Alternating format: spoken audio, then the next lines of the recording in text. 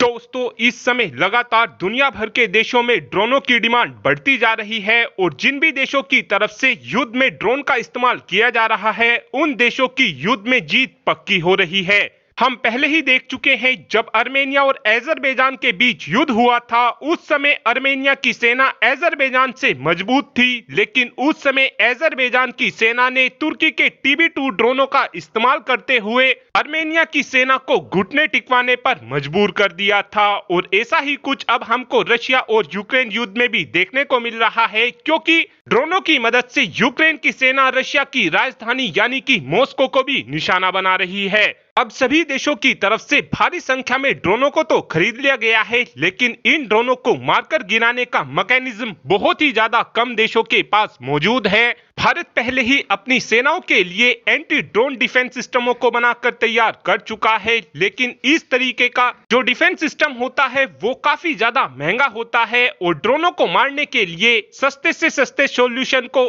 खोजने की इस समय हर देशों की तरफ से तलाश की जा रही है। इसी बात का सॉल्यूशन निकालते हुए अब भारत ने अपनी नौसेना के सभी जंगी जहाजों को प्रोटेक्ट करने के लिए एक खास तरीके के एम्यूनेशन को बनाकर तैयार किया है और इस एम्यूनेशन का इस्तेमाल हम अपने जंगी जहाज में लगी AK-630 क्लोजिंग वेपन सिस्टम में करने वाले हैं। इस एम्यूनेशन की सबसे खास बात यह होने वाली है कि इस एम्यूनेशन के अंदर हाई एक्सप्लोजिव फ्रेगमेंटेशन वॉरहेड लगा होगा और अगर दुश्मन देश की तरफ से हमारे किसी भी जंगी जहाज पर हमला करने की कोशिश की जाएगी, उस समय हम अपने AK-630 क्लोजिंग वेपन सिस्टम की मदद से इस एम्यूनेशन को फायर करेंगे और हमारे इस एम्यूनेशन के अंदर से 600 की संख्या में छोटी छोटी बॉल निकलेंगी, जो जाकर दुश्मन देश के कामिकाजी ड्रोन से टकरा जाएंगी और दुश्मन देश के कामिकाजी ड्रोन का नष्ट होना पूरी तरीके से कंफर्म हो जाएगा। साथ में एक अपडेट चेक रिपब्लिक को लेकर भी आया है। आप सभी के याद ही होगा, अब से कुछ ही समय पहले भारत की तरफ से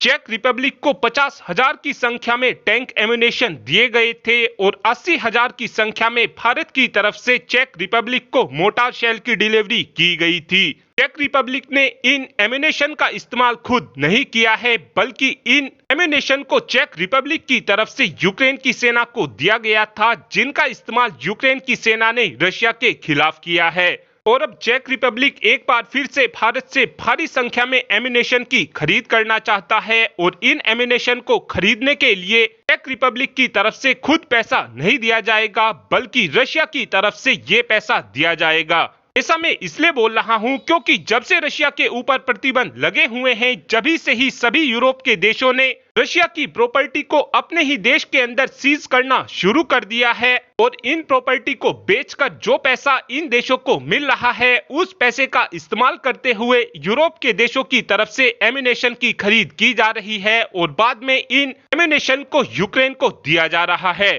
जिनका इस्तेमाल यूक्रेन की सेना रशिया के खिलाफ कर रही है। और अब आप ही कमेंट कर बता सकते हैं कि क्या हमको चेक रिपब्लिक को और अधिक एम्यूनेशन देने चाहिए, हाँ या फिर ना। इस बात का आंसर आप कमेंट बॉक्स में दे सकते हैं। Thanks for watching this video. Have a good day.